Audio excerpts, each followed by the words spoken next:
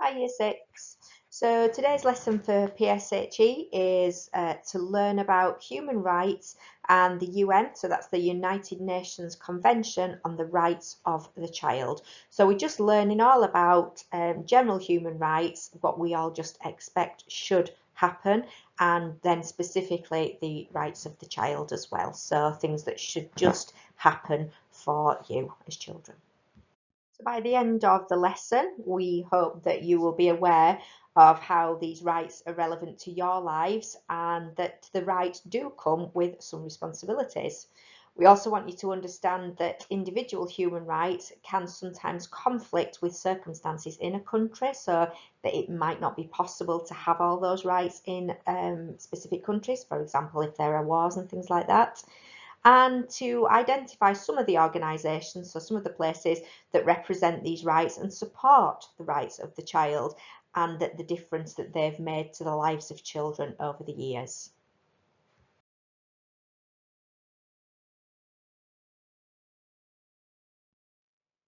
So the first thing we need to think about is what actually is the United Nations Charter of Children's Rights. Some of you may have heard of the UN Convention for Children's Rights. Some of you may have not heard of it at all. So we're going to be learning firstly about that.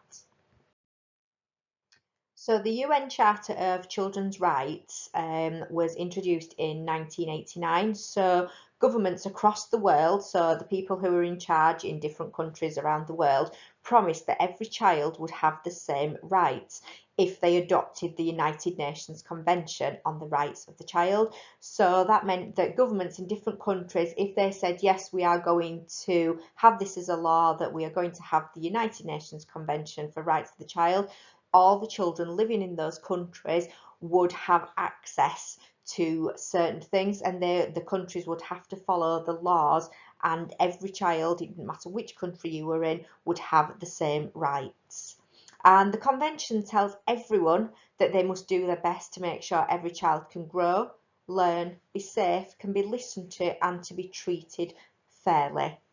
So within the children's rights, there are what we call articles. So that just means different things. And there are 43 things relating to children's rights. And we're going to look at the main ones in this PowerPoint. So we're not going to look at them all, but if you did want to Google children's rights, you'd be able to see all of them as well. So this one is Article 6. So this is the sixth right in the UN Convention. And this is that every child has the right to life, and governments must do all they can to make sure that children survive and develop their full potential. So that means that when a child is born, that governments must do everything they can to help that child to survive, so to make sure that they have food, housing, water, finances to be able to buy them clothes, food, things that they need. So there's lots and lots of different things that come into this, but that they basically have to give them food, water and accommodation in order to ensure that they are safe and that they have the potential to survive, and they have the best opportunities that they possibly can. So we have two articles here. We firstly have Article 7, and that is that every child has the right to a legal name and a nationality. So a name on your birth certificate, and to be a national of a particular country. So whether you are British, whether you are Indian, whether you are American, so you have that right to a name and a nationality. And you also have the right to know, and as far as possible, to be cared for by your own parents. This isn't always possible due to many different reasons. So it may be that you are looked after by a family member, it may be that you are in foster care, it may be that you have been adopted, but who you would consider to be your carer or your parent, you have the right to be cared for and looked after by those people. Article 9 is children must not be separated from their parents unless it is in their best interest. So for example, if a parent is hurting a child. Children whose parents have separated have the right to stay in contact with both parents unless this isn't good for the child and it might hurt them, or it might hurt or stop their future development. So These ones, Article 12, every child has the right to have a say in all matters which affect them and to have their views taken seriously. So within school, we have investors in pupils, so we listen to your voices, and we have school council, we have class council, so that you can put your ideas forward, and those ideas can be listened to seriously and can bring about change in school. So if you tell us something within school that maybe isn't working, or you have an idea about how it could work better, we will listen to those views, and if we think that that's the right thing for school, when we can change those and we can bring that new rule into force. And that's saying that you have a right to have your views taken seriously in all walks of life. So it might be regarding your health, it might be regarding your education as you get older. Article 13 is every child must be free to say what they think and to seek and receive all kinds of information as long as it's within the law. So that doesn't mean you're free to say what you like in every situation. So for example, if you were in the middle of the lesson and you had an idea that popped into your head, then just to shout it out in front of everybody isn't the best way of doing that, but you have a right to think about things and to share that in an appropriate way. Article 14 states that every child has the right to think and believe what they want and to practice their religion, as long as they're not stopping other people from enjoying their rights.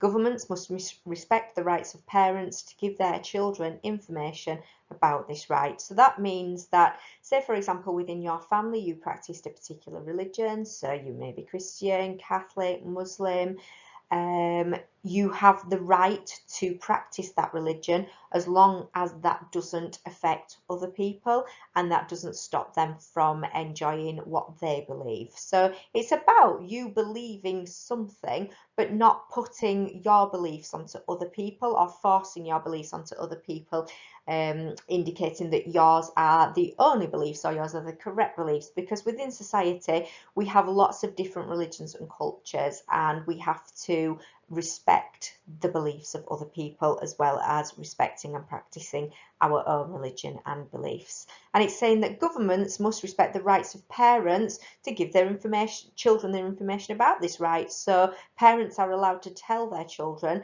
that they can practice their religion in a way that is suitable for them and, as I said, doesn't affect other children or other people.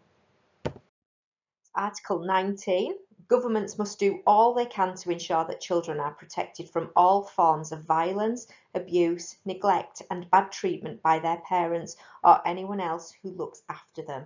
So this is about keeping you safe. So there are different forms of abuse and neglect. So it could be emotional abuse, it could be sexual abuse, it could be physical abuse.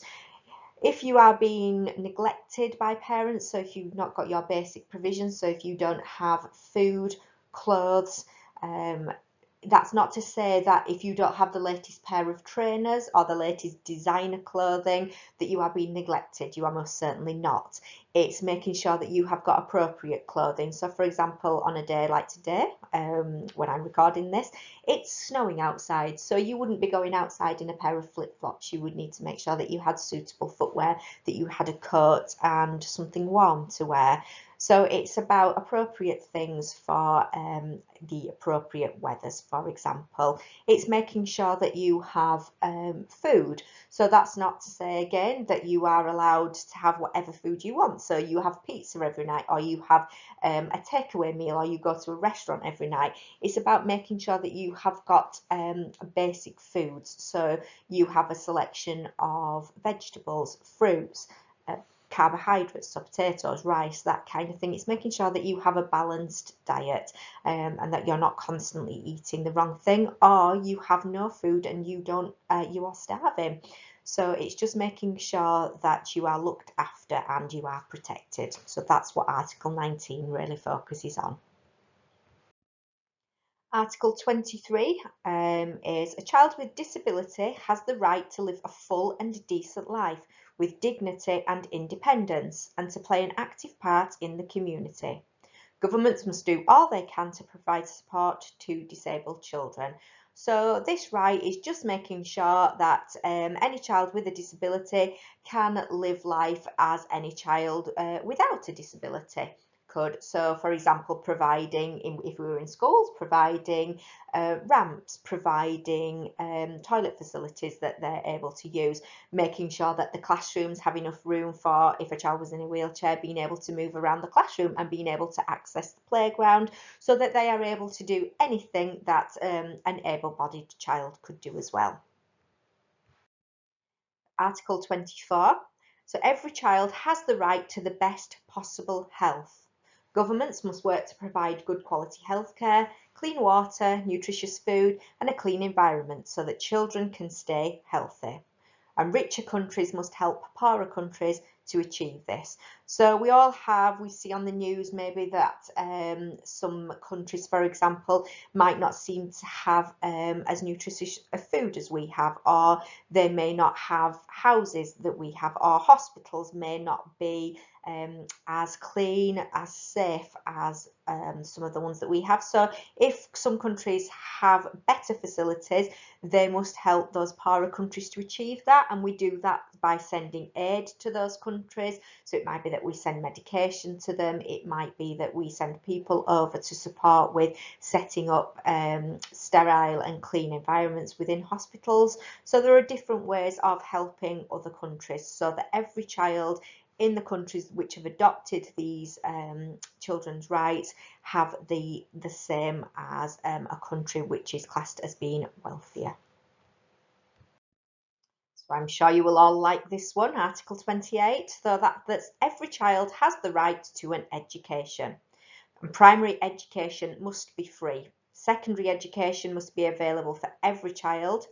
Discipline in schools must respect children's dignity. Richer countries, again, must help poorer countries achieve this. So in England, for example, you have access to free education. You go to school, you don't have to pay for books, you don't have to pay for your teachers. All this is provided for you to ensure that you get the best education to enable you in future life to go on and to have as many choices and as many options open to you with regards to work and further education as is possible.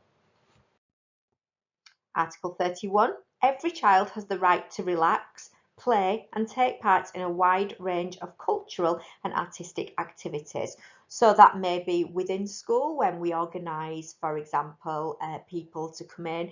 If it hadn't been for COVID, we would have had a theatre group coming in doing work with the Maya civilization. Things like having the sculptor in last year doing some artwork with you. So it's about having those types of opportunities. These are also important when you're at home as well, that you don't have to be constantly doing housework, for example, or lots and lots of work from school, that you do have the chance. I'm not saying that you don't need to help out around the house and tidy your bedrooms and pick up after yourselves, but you have the right to be able to relax, to be able to play, and to be able to take part in various activities. Article 32 means that governments must protect children from work that is dangerous or might harm their health or education.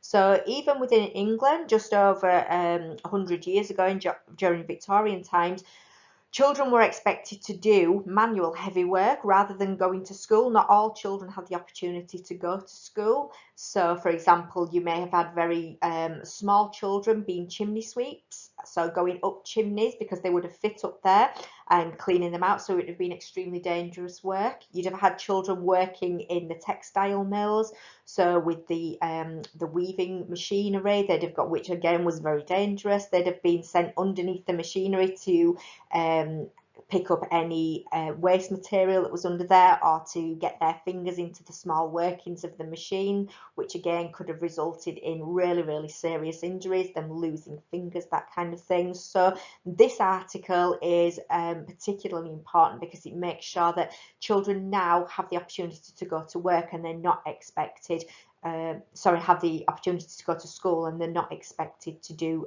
dangerous work that might harm their health and their education. In some other countries where they haven't adopted the United Nations Convention for the Rights of the Child, those children still work now, so they may work 10, 12-hour days in factories, making clothing, that kind of thing. So some children in other countries are not as lucky as you. Article 33 states that governments must protect children from the use of illegal drugs. So obviously they shouldn't have access to these, and they shouldn't be in environments or homes where these things are happening. Article 34, governments must protect children from sexual abuse and exploitation. Article 35, governments must ensure that children are not abducted or sold, which sounds horrendous, and you couldn't imagine that that would happen, but in some countries that does happen, and it's ensuring that children are not put into that position where they are taken and then sold on to other families. Article 36, governments must protect children from all other forms of bad treatment. So this is just about keeping you safe and making sure that you are treated the way that you should want to be treated. If you want to learn any more about the rights of the child, you can go onto the full charter, so you can see all the articles on the UNICEF website, and the link is below there, or you could just Google UNICEF website rights of the child, and you should be able to see those if you were interested in this and wanted any more information. So your activity for today then. So if you are doing the home learning via Edmodo, I have attached the worksheets that you will need. So if you have access to a printer, great. If you don't need to actually draw the diamond shape. And what you could do is you could write the children's rights that you've chosen onto a little piece of paper or onto a post-it note, or if you, as I say, if you can print them, you can just cut them out. So what you need to do is you need to choose, so I've put all the children's rights on there, but you just need to choose 9 of them. So any 9, it doesn't matter. If you have anybody at home that you can discuss it with, that's great. If not, don't worry about it. Just read them to yourself and just think about them. And then use the diamond layout. So on the worksheet that I've attached, you'll see a diamond shape. So you just need to imagine that you've moved that sort of 45 degrees so that you've got a corner at the top to make that diamond shape, and that you've got the widest part in the middle.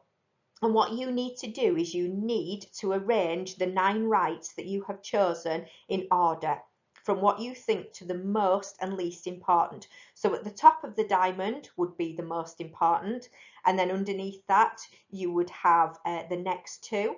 Then in the middle you would have 3 children's rights, and then underneath that you would be going then to the ones that you thought were the least important. They are still important, but just you think they are less important than the top one. So you would have another 2, and then right at the bottom you would have what you considered to be the least important. With this, it's important to note there are no right or wrong answers. So I want you to think about, maybe when you have done your diamond grid, you could then just write me a little paragraph to say why you chose the top one as your most important and why you chose the bottom one as your least important. And as I said, there are no right or wrong answers. It's just what you think, it's in your opinion, and try to back up your thinking. Why did you choose the top one? Why did you choose the one that went at the bottom? Okay, so it'd be really interesting to see how these differ.